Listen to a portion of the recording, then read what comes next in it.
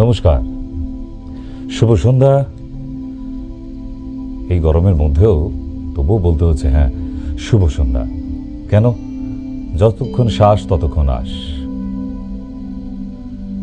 আর এই শ্বাস চলাকালীন আমরা এই শুভকামনা তো জানিয়ে যাবই, কারণ নতুন বছর পড়ার পর থেকেই কিন্তু আমাদের এবছরের দাবদাহ শুরু হয়ে গেছে। এই যে মারাত্মক গরম, আমরা শুধু ভাবছি যে হ্যাঁ টেম্পারেচার বেড়েছে, গরম বেড়ে যাবে, এসি চলছে, শুধু তার দরুন নয়, প্রাকৃতিক ইমব্যালেন্স যে হয়েছে তা আমরা কিন্তু সকলেই বুঝতে পেরেছি। ভারতবর্ষেই শুধু যা লোক সংখ্যা আছে তার দরুন 500 কোটি, তার মানে এক একটি লোককে 5টা করে গাছ লাগাতে হবে। সেই গাছ খানিকটা বড় হওয়ার পর তবে খানিকটা ব্যালেন্সে আসতে পারে। আমরা শুধু ভারতবর্ষের কথা ভাবছি, কিন্তু এই যে টেম্পারেচার বেড়েছে এটা শুধু ভারতবর্ষ নয়, এশিয়া মহাদেশ সম্পূর্ণ, Bangladesh, Pakistan up to south Africa অব্দি। আর এই ঘটনাটি আরেকবার ঘটেছিল 1982 সালে। 1982 সালে ঠিক এমনই টেম্পারেচার কিছু দেশের মধ্যে প্রচণ্ড হাই, আর কিছু দেশের মধ্যে প্রচণ্ড বন্যা বৃষ্টিপাত, যাকে তখনকার দিনে বলা হয়েছিল এলনিনো। এলনিনো একটি স্প্যানিশ ল্যাঙ্গুয়েজ, আর এটা আবিষ্কার করেছিলেন স্পেনের এক মাঝি বলা যেতে পারে, জলের মধ্যে নেমে মাছ টাছ ধরে। তো সুতরাং এলনিনো মানে বাংলা কথায় ছোট বাচ্চা, কিন্তু এই সময় সেটা বেশ বিখ্যাত হয়ে গিয়েছিল এই জন্যই যে তখনও ঠিক এই রকম দাবদাহ কিছু কান্ট্রির মধ্যে, শুধু এটা ভারতবর্ষ জুড়ে চলছে না, এটা বাংলাদেশ, পাকিস্তান থেকে আরম্ভ করে আপ টু সাউথ আফ্রিকা অব্দি এশিয়া মহাদেশের বেশ কিছু কান্ট্রি জুড়েই মারাত্মক দাবদাহ। আপনি এসি চালিয়েও শান্তিতে থাকতে পারবেন না। এসি চালিয়ে একটা ঘরের মধ্যে বসে আছেন, আপনাকে হয়তো দরজা খুলে আবার বাথরুম করতে যেতে হচ্ছে বাইরে, আপনি থাকতে পারবেন না। 1982 সালে তখন প্রচুর কয়েক কোটি মানুষ মারা গিয়েছিল এই দাবদাহে, এবং আর কিছু কান্ট্রির মধ্যে বন্যা।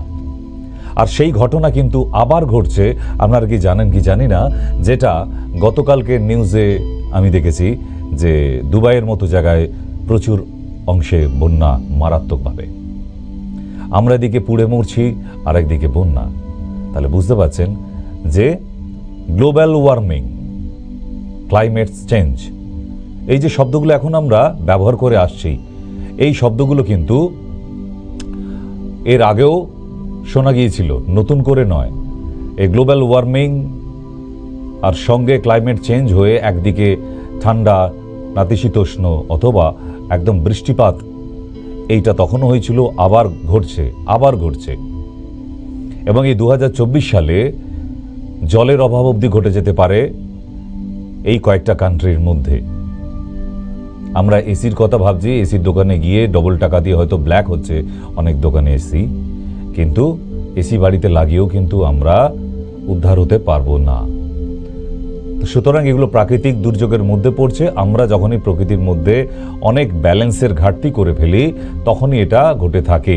আর সেটা আমরা করেছি আমাদের ভারতবর্ষেই। যদি ভাবেন যে 500 কোটি গাছের দরকার আছে, তাহলে অন্যান্য কান্ট্রিতেও সেরকমই, সবাই তো উন্নয়নের দরজা খুলে দিয়েছে। ফ্ল্যাট করতে হবে, বড় বড় রাস্তা করতে হবে, উড়াল পুল করতে হবে, ব্রিজ করতে হবে। তো এই উন্নয়নের দৌড়াদৌড়ি সেটা সব কান্ট্রিতেই চলছে, শুধু আমাদের ভারতবর্ষে নয়।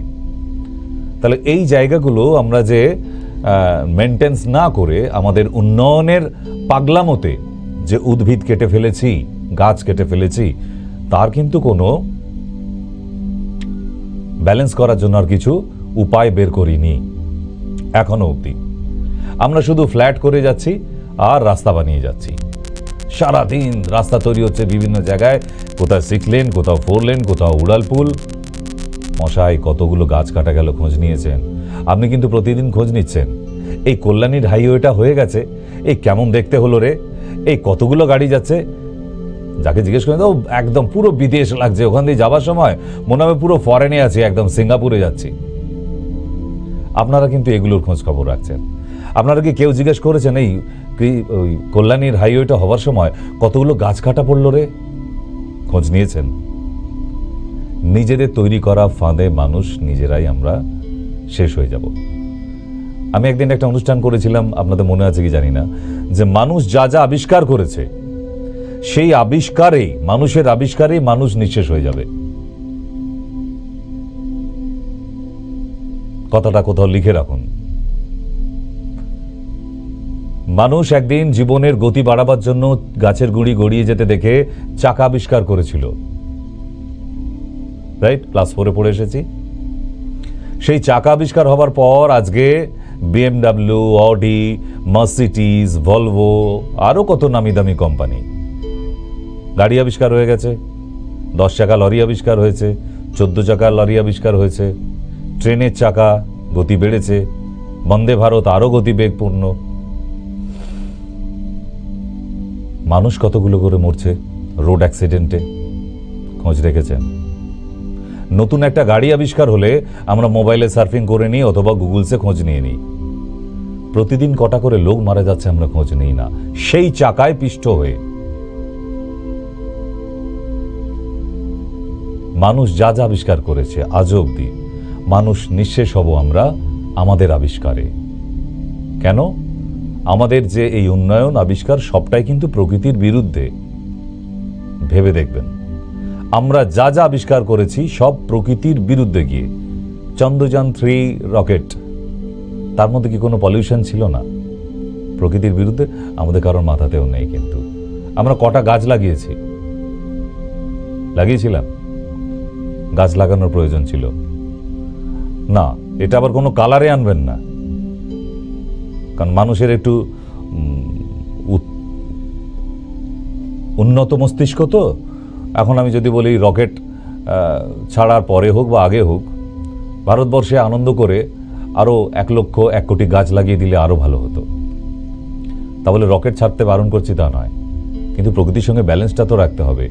এটা যে সায়েন্টিস্টরা রিসার্চ করছে, সেটা কি তারাও জানতেন না যে একটা রকেট ছাড়ার পর কতটা পলিউশন ইন্ডিয়ার উপর আসতে পারছে বা অন্যান্য কান্ট্রিতে যাচ্ছে, নট অনলি ইন্ডিয়া? তাহলে সেই জায়গাতে কতটা গাছ লাগানোর দরকার আছে, সবুজের কতটা দরকার ছিল। যদি এই সমীক্ষাগুলো করে পঞ্চায়েত থেকে, একটা সময় ছিল আমরা বিডিও অফিসে গিয়ে ছোটবেলায় গাছ এনে লাগাতাম পাড়ায় পাড়ায়, ওই মশারি দিয়ে ঘিরে রাস্তার ধারে। এখন দেখতে পান? নেই তো। তাহলে পঞ্চায়েত থেকে, মিউনিসিপ্যালিটি থেকে বা বিডিও অফিস থেকে এখন গাছ দেওয়া হচ্ছে না কেন? তাহলে উন্নয়ন কি শুধু রাস্তা তৈরি করলেই হবে? তো সুতরাং ব্ল্যাকে এসি কিনে লাভ নেই। এই যে গ্লোবাল ওয়ার্মিং চলছে, প্রচুর মানুষ এই দাবদাহে শেষ হয়ে যাবে, নিঃশেষ হয়ে যাবে। এটা শুধু ভারতবর্ষে নয়, এশিয়া কান্ট্রি এবং আরও বেশ কিছু কান্ট্রি নিয়ে এই গ্লোবাল ওয়ার্মিং, এবং অ্যাট এ টাইম একই সময়ে আরও কিছু কান্ট্রিতে দেখবেন যে প্রচুর বৃষ্টিপাত আর বন্যায় ডুবে যাচ্ছে। পাপের ঘোড়া ভরে গেছে আমাদের। আর এই পাপের ঘোড়া এত পরিপূর্ণ হয়ে গেছে, টইটুমু করে একদম দুধের মতো উতলে উঠছে, আর ধরার জায়গা নেই। এত পাপ করে ফেলেছি আমরা, এই প্রকৃতিকে নিয়ে এত পাপ করে ফেলেছি। যাই হোক, আজকে নমস্কার। যারা নতুন বসে আছেন তাদের সঙ্গে একটু পরিচয় করে নিই। আমি doctor SK Sen. Doctor Sen বললেও চলে, অনেকে ডক্টর সেন নামেও চেনে। হ্যাঁ, ইউটিউবে গিয়ে দেখে নিতে পারেন আমাদের পুরনো শো। যারা আজকে নতুন, তাহলে একটু আইডিয়া পেয়ে যাবেন যে হ্যাঁ, আমরা কীরকম কী করতে আসি, টিভিতে কেন আসি, কি বক্তব্য নিয়ে এসেছি, আজকেই বা কেন এসেছি। ঠিক তো, আজকের বক্তব্য এখনও ক্লিয়ার হয়নি। আজকের বক্তব্য তো পরে থাক। আমরা যে দাবদাহে জ্বলছি, এখন জ্বলে পুড়ে ছাই হয়ে যাচ্ছি, সেটা নিয়ে আলোচনা করলাম এবং হিস্ট্রিটা বললাম যে এই যে দাবদাহ, এটা আজকে নয়। এই দাবদাহ 1982 সালে হয়েছিল, এল নিনো। তো যাই হোক, দেখা যাক কতদিন বেঁচে থাকতে পারি জানি না। এই কষ্টের মধ্যে এতগুলো করে পেশেন্ট দেখা, আর বিশেষ করে রাস্তায় যাতায়াত করাটা বড় কষ্ট হয়ে যাচ্ছে। মনে হচ্ছে, আমি সত্যি বলছি, পয়লা বৈশাখের আগে রাস্তায় এত গাড়ি দেখিনি। যখন থেকে মানে টেম্পারেচার হাই হয়েছে, রাস্তায় আরও গাড়ির প্রাদুর্ভাব বেড়েছে। কেন এটা আমি জানি না। আপনি এখনও রাস্তায় বাইরে যান, গিয়ে দেখবেন জ্যাম, ট্রাফিক জ্যাম, আরও রাস্তায় প্রচুর পরিমাণে জ্যাম। কিসের জন্য এত গাড়ি? কোথায় ছিল? মানে গরম হতে কি গাড়ি নিয়ে সবাই বেরিয়ে পড়েছে রাস্তায় এনজয় করতে, কি জানি। আজকে আবার একটা অ্যাক্সিডেন্টও হয়ে গেল অলরেডি, দেখলাম মা ব্রিজের একটু আগেই অলরেডি, একদম টাটকা তাজা দুটি ছোট বাচ্চা। আপনারা নিউজে দেখতে পাবেন, নিউজে দেখাচ্ছে এখনই। তো এই হচ্ছে আজকের এই গ্লোবাল ওয়ার্মিংয়ের ছোট্ট ইতিহাস। It's not new. নতুন প্রজন্ম ভাবছে, ইস বাবা এই গরম আর পাচ্ছি না, এত গরম কোথা থেকে এলো বাবা। এই ঘটনা একসময় ঘটে এসেছে, যেমন কোভিডের মতো 1818 সালে 19 সালেও ঘটেছিল, মানে 100 বছর আগে। ঠিক তেমনই আমরাও আবার দেখে এলাম। তো এই 100 বছর পরে আবার একটা কোভিডের সময়, ঠিক তেমনই এই গ্লোবাল ওয়ার্মিং আরও বেশ কিছু বছর আগে দেখা গিয়েছিল, কিন্তু তখনও তারপরেও আমরা সামলে নিতে পেরেছিলাম। কেন? তখন প্রচুর চারা গাছ লাগানো হয়েছিল। হ্যাঁ, বিডিও অফিস থেকে তখন গাছ দেওয়া হতো। যারা এই 70 দশকের আছেন আজকে টিভির পর্দার সামনে, একটু মনে করে দেখুন, আমরা ছোটোবেলায় বিডিও অফিস থেকে সাইকেলে করে গিয়ে ওই মাছের বাজারের ব্যাগ করে নিয়ে লম্বু গাছ, ইউক্যালিপটাস, মেহগিনি, এই সমস্ত গাছ তখন ওখান থেকে, আরও অনেক দেবদারু, এই সমস্ত গাছ রিকোয়েস্ট করে করে, কাকু দিন না, গাছ দিন না। মানে তখন এটা ভালো লাগা ছিল, সবাই গাছ লাগাচ্ছে আমরাও লাগাবো। এখন কোথায় এই ভালো লাগাটা? এখন কি সবাই মোবাইলে ব্যস্ত থাকবে এসির ঘরের বসে? এসি ঘরের মধ্যে একদিন দমবন্ধ হয়ে মরতে হবে আমাদের। বাইরেটা ভাবনা চিন্তা করুন। আপনার ঘরটা ঠান্ডা করছে আর আপনার ঘরের বাইরেটা গরম করছে, তাহলে যারা ঘরের বাইরে আছে তারা পুড়ে মরে যাক আর আপনি একা বেঁচে থাকবেন, তা তো হয় না। এসি থেকে বাইরে বেরিয়ে এসে দেখুন আদার্স মানুষগুলো কিভাবে মরছে গরমে, তড়পাচ্ছে, ছটফট করছে। তাহলে এর একটা সলিউশন দরকার হয়, কাল থেকেই 5টা করে গাছ লাগানো শুরু করুন। সারা ভারতবর্ষের প্রতিটা মানুষ যদি 5টা করে গাছ লাগায়, খানিকটা ব্যালেন্সে আসবে। মানে কম করে বললাম 500 কোটি গাছের দরকার আছে। ইয়েস, সমীক্ষা বলছে। আমি কিন্তু মোটামুটি আজকে সারাদিনে যেটুকু সময় পেয়েছি গাড়িতে যাতায়াতের সময় স্টাডি করে সমীক্ষাগুলো নিয়ে তারপর আমি সন্ধ্যেবেলা ঢুকি। একটু তো পড়াশোনা করতেই হয়। তো এল নিনোর গল্প শুনলাম, জানলাম গ্লোবাল ওয়ার্মিং আজকে নতুন নয়। আমিও খুব অবাক হয়ে যাচ্ছিলাম, ভাবছিলাম যে 2025 সালে তো ঘোষণা করেছিল বন্যার জলে ডুবে মরবো আমরা, কিন্তু তার আগে দেখছি যে এত গরম। বলো 2024 পুরোটাই, মানে যে শীতকাল পড়বে 2024-এ, আপনাকে তখনও এসি চালাতে হবে এবং ফ্যান চালাতে হবে। লিখে রাখুন, এগুলো বিশ্ব আবহাওয়া দপ্তর থেকে পাওয়া। আমি শুধু কলকাতা আবহাওয়া দপ্তরের কথা বলছি না। আজকে গ্লোবাল ওয়ার্মিং এর কথা যখন হচ্ছে বিশ্বব্যাপী, আমি বিশ্ব আবহাওয়া দপ্তরের কথা বলছি। 2024 সালে শীতকাল ভারতবর্ষের মানুষ বুঝতে পারবে না। এগুলো কোনো গল্প কথা বলছি না, এসব নোট করে রাখুন। দারুণ মজার ম্যাজিক একটা বছর এই 24 সালটা। যদিও পয়লা বৈশাখের পর থেকে শুরু হয়েছে বলে আমরা পয়লা বৈশাখে দোষী সাব্যস্ত করছি না, রাগ করবেন না। চলুন আবার বলবো শুভ নববর্ষ। কেন? আতঙ্ক রাখবো না, এনজয় কাটাবো। আজকের প্রেজেন্টেশন এত কিছু দুর্যোগের, প্রাকৃতিক দুর্যোগের পরেও কিন্তু আমরা বলবো শুভ নববর্ষ। এবং বাবা গণপতিকে, গনু বাবাকে পুজো করে শুরু করেছি আমরা এবছরের শুরুটা।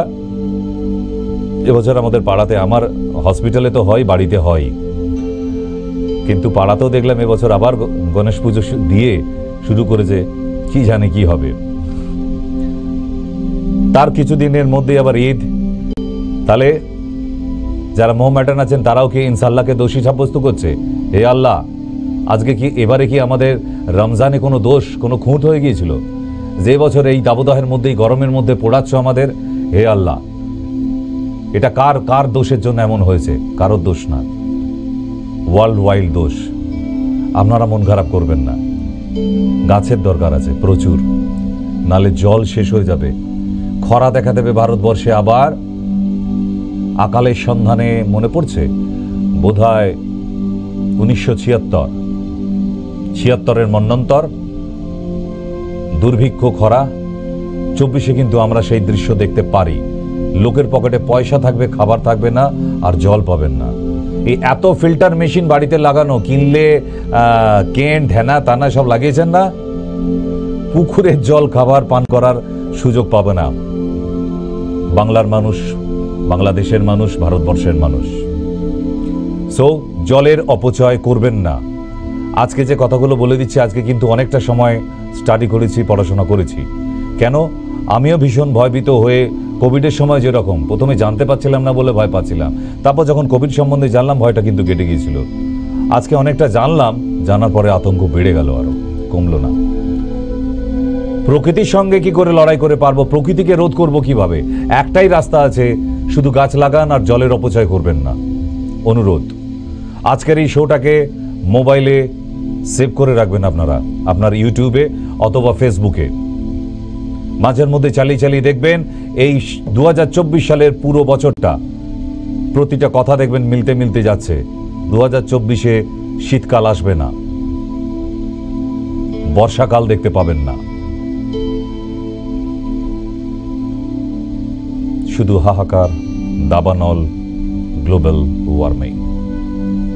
তাহলে শুভ নববর্ষেও আমরা ভাবছি যে গণেশ পুজো করতে গিয়ে কি আমরা কোনো খুঁত হয়ে গেছিল যে নতুন বছর আসতেই ভগবান আমাদের এমন গরমে আষ্টে পিষ্টে কাবাবের মতো শিখছে? আর ঈদের পর ইসলাম ভাইরা ভাবছে, বাংলাদেশের মানুষ যারা মুসলিম আছে পাকিস্তানে, তারা ভাবছে বোধহয় আমাদের রমজানে কোথাও রোজা রাখতে গিয়ে ভুল হয়ে গেছে। ভুল না, ভুল আমরা অনেক আগে করে ফেলেছি। আমরা সবুজ কেটে ফেলে দিয়েছি, আর সেই সবুজ না থাকার দরুন আজকে আমাদের খেসারত দিতে হচ্ছে। চলুন,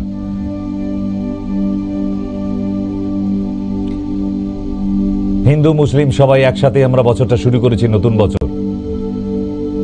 তাই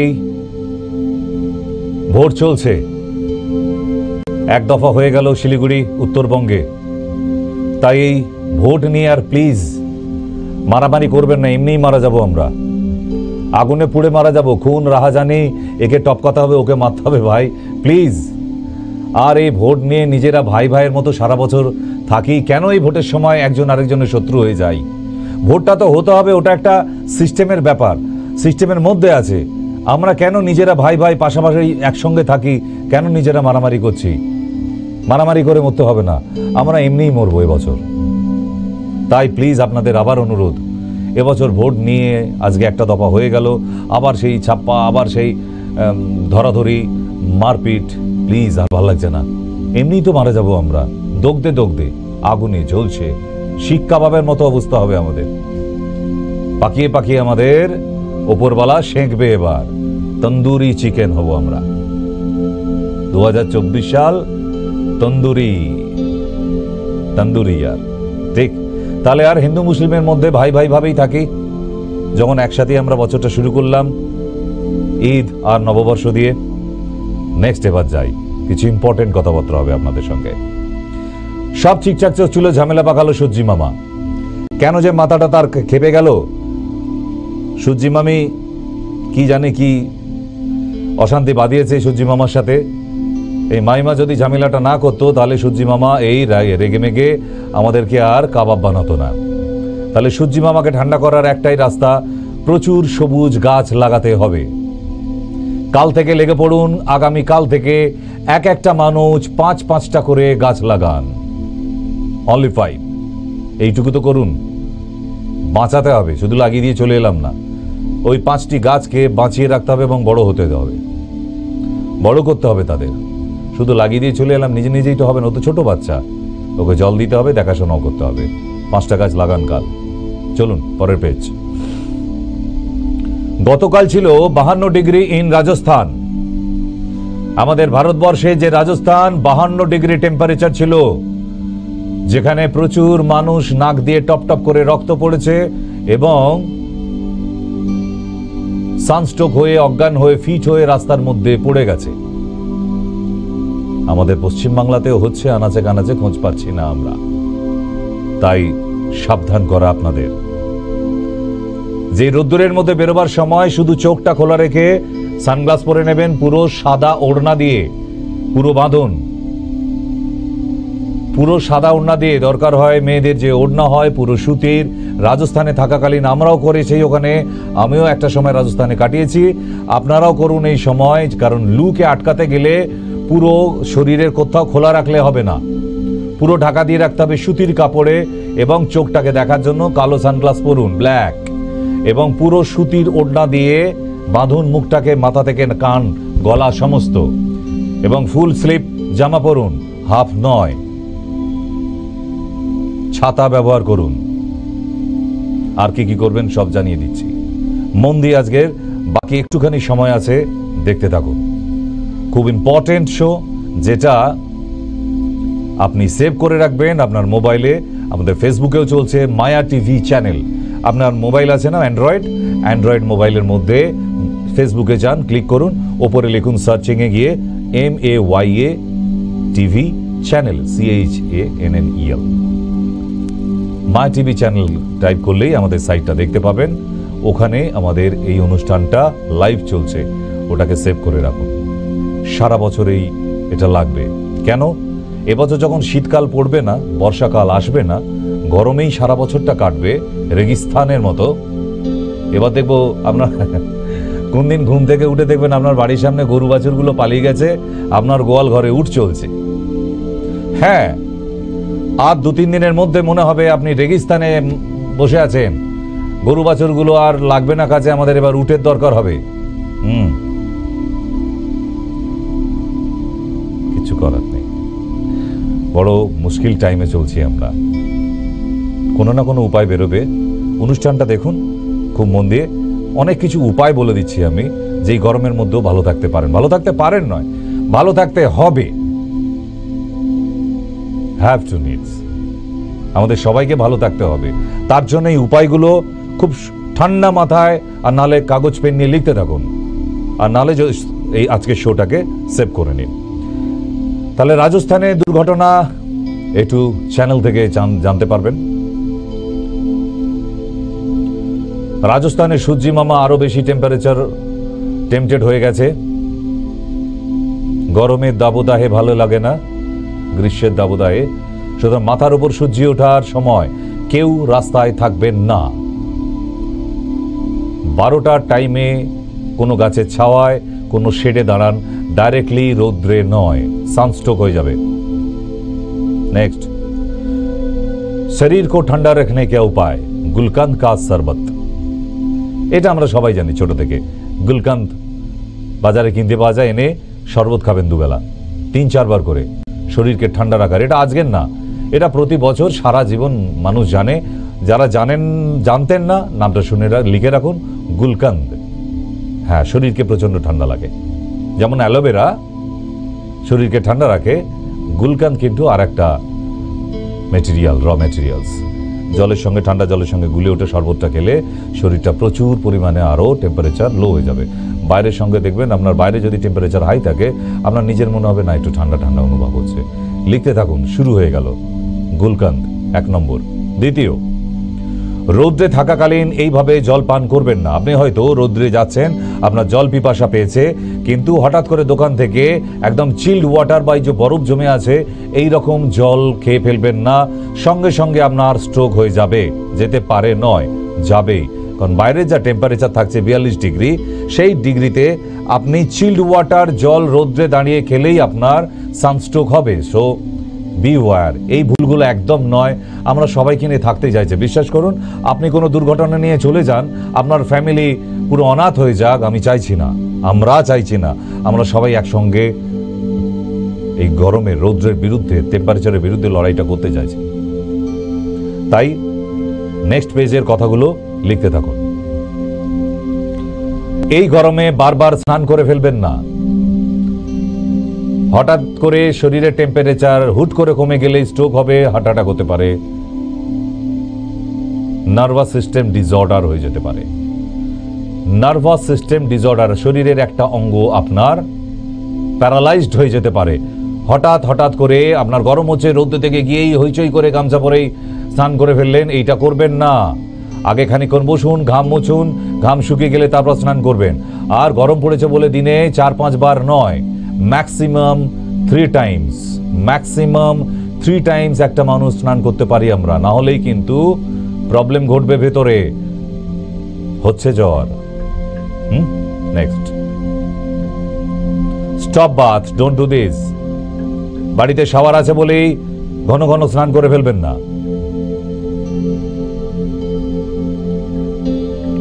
পুদিনা পাতা, নুন চিনি লেবুর শরবত খান। পুদিনা পাতা দিয়ে নুন চিনি লেবুর শরবত খান দিনে 3-4 বার করে। আপনার শরীরের ভেতরে টেম্পারেচার নর্মাল থাকবে, আরাম পাবেন অনেক, প্রচন্ড গরম লাগবে না। এগুলো লিখতে থাকুন। নেক্সট, সকাল 11টা থেকে বিকেল 4টে অবধি বাইরে থাকবেন না। বিপদ ঘটে যেতে পারে। সকাল 11টা থেকে বিকেল 4টে অবধি একদম বাইরে নয়, শারীরিক বিপদ ঘটে যেতে পারে। প্লিজ কথাটা মাথায় রাখবেন। আপনি ছাতা ব্যবহার করুন, সুতির ছাতা হলে জলে ভিজিয়ে নিন, আরো উপকার হবে। শশা খান প্রচুর পরিমাণে, শশা খান, অন্তত 2টো করে 3টে করে শশা খান পার ডে। এই সময় টক দই দিয়ে শশা খেলে আরো ভালো হবে। ঠিক আছে, নেক্সট যাই। আম পোড়া আমের শরবত নতুন নয়, পুদিনা পাতা দিয়ে এই সময় অন্তত সকাল 11টার সময় বিকেল 4টের সময় এই 2টো টাইম 1 গ্লাস করে বাড়িতে যতজন আছে সবাইকে আম পোড়া আমের শরবত খাওয়ান। ক্লিয়ার? লেখা হয়েছে। নেক্সট যাই। জিরা শরবত, জিরে দিয়ে শরবত করে লেবু দিয়ে পুদিনা পাতা দিয়ে খান। এতেও শরীরের টেম্পারেচার কম থাকবে। গরমে যে হাঁসফাঁস করছেন, ছটপট করছেন, দেখবেন একদম নর্মাল লাগছে, ভালো লাগছে। লস্যি বানিয়ে খান দিনে 2 থেকে 3 গ্লাস। এখন এই সময়ের জন্য ভীষণ উপকারী। বেলের শরবত খুব উপকারী এখন। আর নর্মাল জল পান করবেন। শুধু এই শরবতগুলো বলছি বলে এটাই খাবেন আমি না, এটা বলছি না। সারাদিনে যার বয়স 2.5 লিটার থেকে 4 লিটার অবধি, 3.5 লিটার অবধি, 3 লিটার অবধি জলটা যেন সেবন করা হয়। এবং ইউরিন আটকে রাখবেন না। ইউরিন পেলে ইউরিন করে আসুন, আবার জল পান করুন।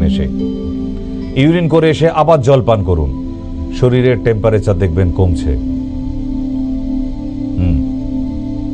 একটা গরম বস্তুকে তার উপরে বারবার জল ঢাললে কি হয়? সেটা আস্তে আস্তে ঠান্ডা হয়। তাহলে আমাদের শরীরের ভেতরটা যে গরম হচ্ছে, আমরা জল খাচ্ছি, আবার ইউরিন করে আসছি, জল পান করছি, ইউরিন করে আসছি, এতে কি হবে? ভিতরটা আস্তে আস্তে ঠান্ডা হতে থাকবে। জল পান করার খুব প্রয়োজন আছে হোল ডে।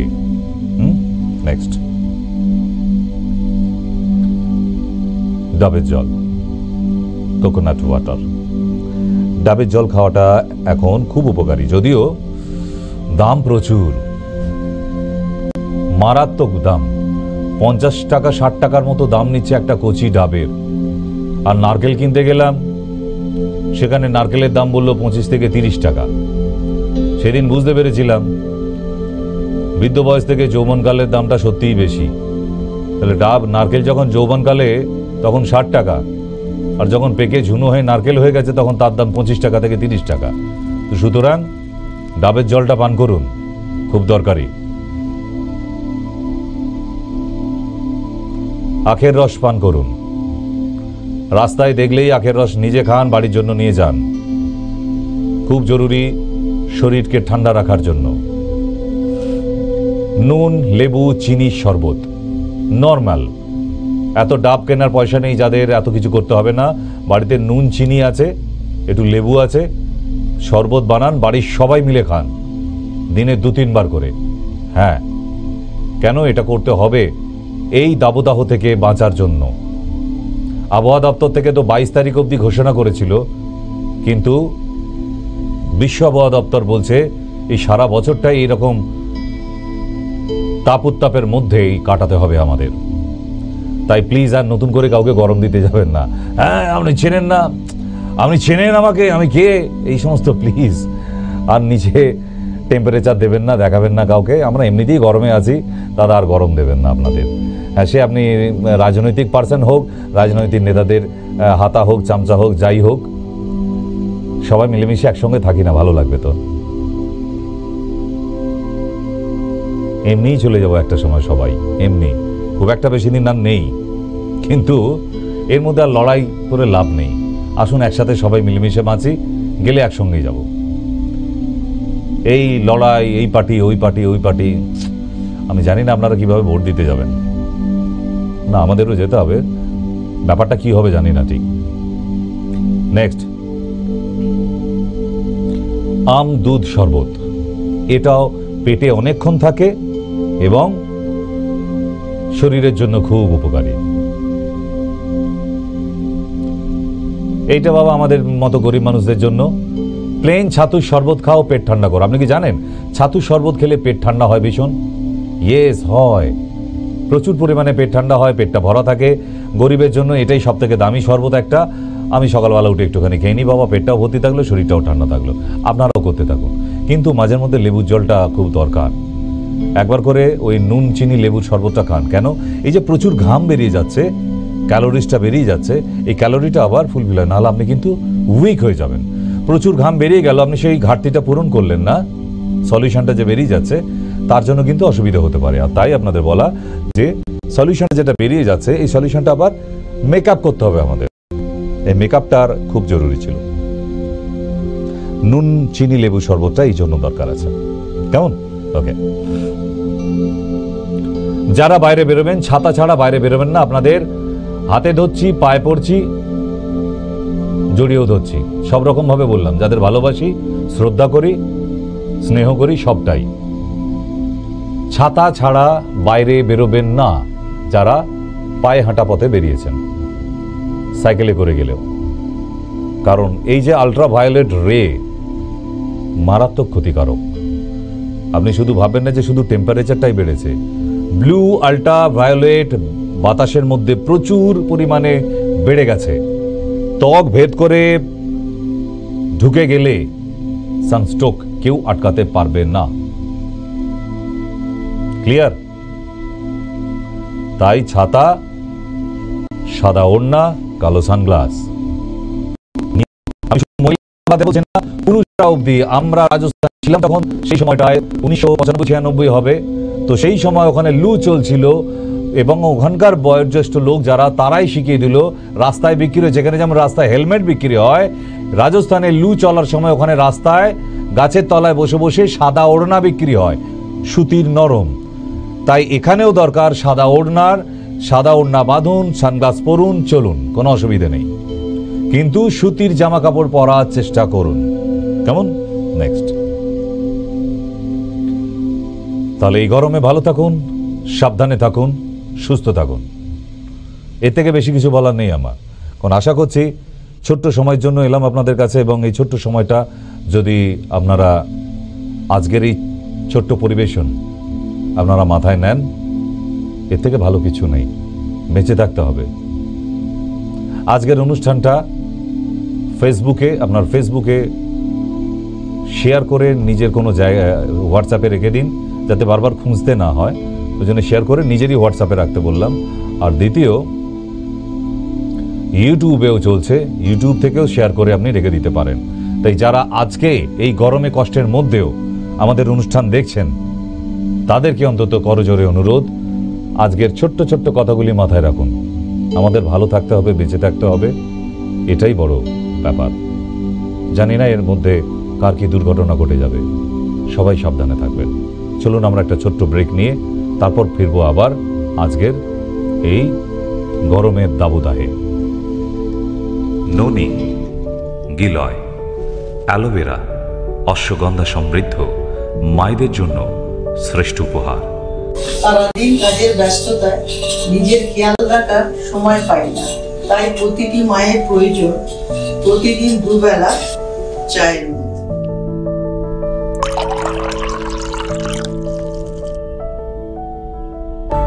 প্রতিটি সন্তানদের তরফ থেকে একটাই উপহার, মাতৃ ঋণ শোধ করা। ভালো থেকো মা। ভালো থেকো মা।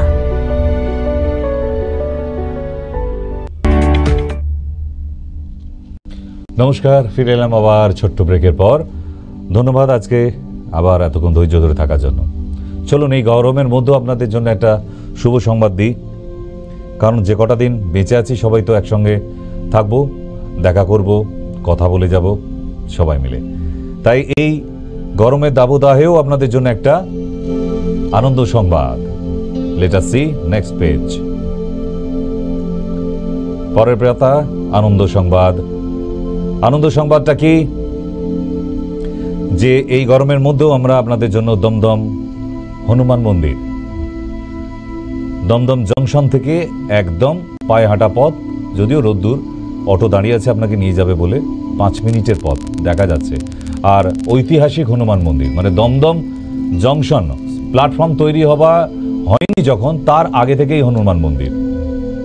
দমদম জংশনটাই স্টেশন যখন তৈরি হয়নি, তার অনেক আগে থেকে এই হনুমান মন্দির। তাহলে দমদম এরিয়ার লোক তো জানে এবং আশেপাশের লোকেরাও চেনে এই দমদমের হনুমান মন্দির। আচ্ছা, হঠাৎ ভাবছেন হঠাৎই হনুমান মন্দির নিয়ে কেন বলছি। দমদম হনুমান মন্দিরের ঠিক পিছনেই আপনাদের জন্য কাছাকাছির মধ্যে আরও তাড়াতাড়ি আসতে পারবেন, অনেক রোদ্দুরে আসতে হবে না, ঘুরে ঘুরে আসতে হবে না, তার জন্য দমদম হনুমান মন্দিরের পিছনেই আমাদের নতুন চেম্বার। চলুন দেখি। দমদম জংশন স্টেশনে নামবেন, স্টেশন থেকে নেমে একদম নিচে নেমে এসে রাস্তাতেই অটো আপনার জন্য ওয়েট করবে। লাইন দিয়ে অটো দাঁড়িয়ে আছে আপনাকে নিয়ে যাবে বলে, আপনি শুধু উঠেই বলবেন হনুমান মন্দির, আর কিচ্ছু বলার দরকার নেই, একদম সোজা আনবে এই হনুমান মন্দিরে। হনুমান মন্দিরের সামনে এসে ঠিক এই জায়গাটাতেই, এইখানেই এই ফুল মালা বিক্রি করছে, লাল বজরংবলীর ঝান্ডা ধ্বজা আছে, ওই দোকানে, পুজোর দোকানের সামনে নামবেন, নেমেই এই পাশ দিয়ে বাঁদিক দিয়েই রাস্তা আছে, ঠিক হনুমান মন্দিরের পিছনে চলে যাবেন। ওখানে গেলেই দেখবেন ডক্টর সেন্স ইউনিট।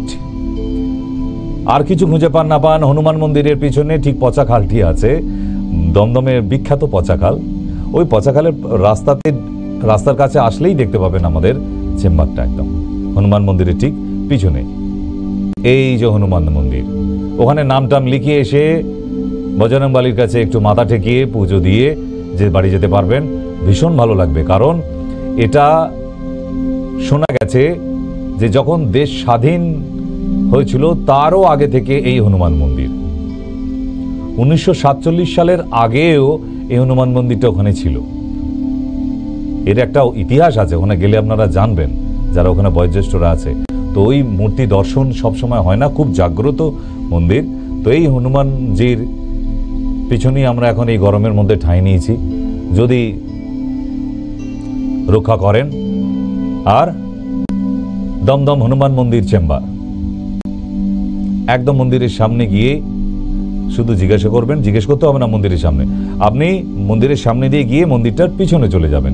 এই যে মন্দিরটা দেখছেন, এই মন্দিরের ঠিক অপোজিট সাইডে, পিছন দিকে, একদম পিছনে গেলেই ওখানে পাচ্ছেন। হ্যাঁ, সানডে, মানডে, ওয়েডনেসডে ফাইনাল ছিলই, সম্ভবত শুক্রবারটা আমরা 4টে দিন দিয়ে শুরু করছি। সুতরাং এই রবিবার নতুন বছরে শুরু হলো। আপনারা যারা দমদমে আসতে সবারই সুবিধে, চলে আসুন। সবার নিমন্ত্রণ রইল প্রথম দিনেই, কারণ এখনো শুরু হয়নি, রবিবার শুরু হবে। কারণ এই গরম দেখে আমরাও চাইলাম যে একটু গাছের নিচে, ওখানে সুন্দর গাছ আছে, গাছের নিচে রেস্ট নিতে পারবেন, খোলা মেলা, ভীষণ হাওয়া চলছে, একদম এটা খোলা মেলা জায়গা, এবং ওখানে গিয়ে আরামে পেশেন্ট দেখিয়ে বাড়ি আসতে পারবে। এবং কাছেই যেহেতু স্টেশন, দেখাবার পরেই আপনি ট্রেন ধরে বাড়ি ফিরতে পারছেন। পশ্চিমবাংলার যে কোনো জায়গা থেকে এই দমদমে খুব সহজ উপায় পৌঁছানো যায়।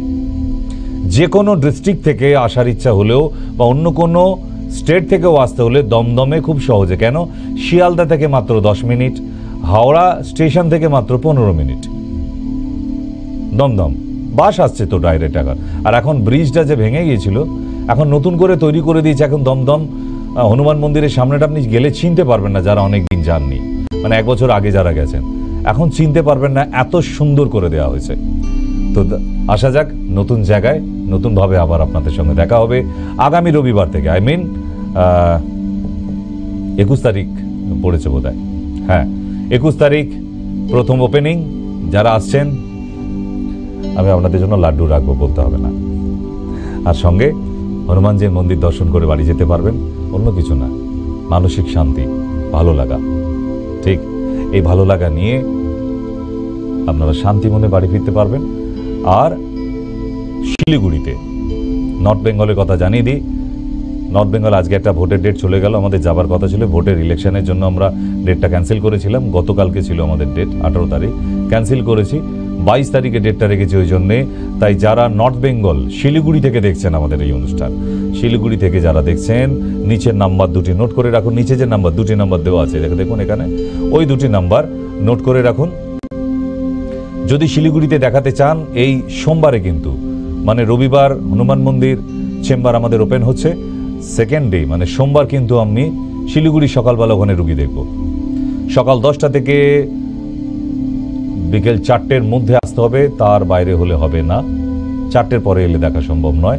সুতরাং শিলিগুড়ি থেকে যারা দেখাননি এখনো, নতুন দেখাতে চাইছেন, নাম লিখিয়ে দিন ওখানে নিচের নাম্বারে, বা নাম্বারটা নোট করে রাখুন, এখনো টাইম আছে।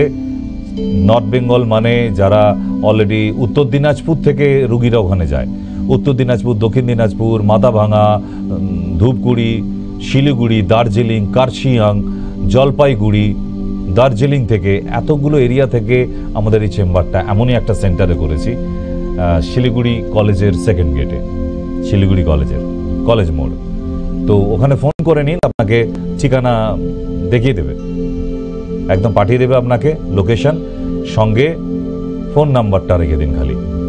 আপনার যদি আসার ইচ্ছা হয়, কারণ ওখানে অনেক রুগী জমে গেছে, গত মাসে যেতে পারেনি, আমার ইউনিভার্সিটিতে গিয়েছিলাম ব্যাঙ্গালোর মেডিকেল কলেজে, তো সেই জন্য ওখানে যাওয়ার জন্য গত মাস শিলিগুড়ি আসতে পারেনি।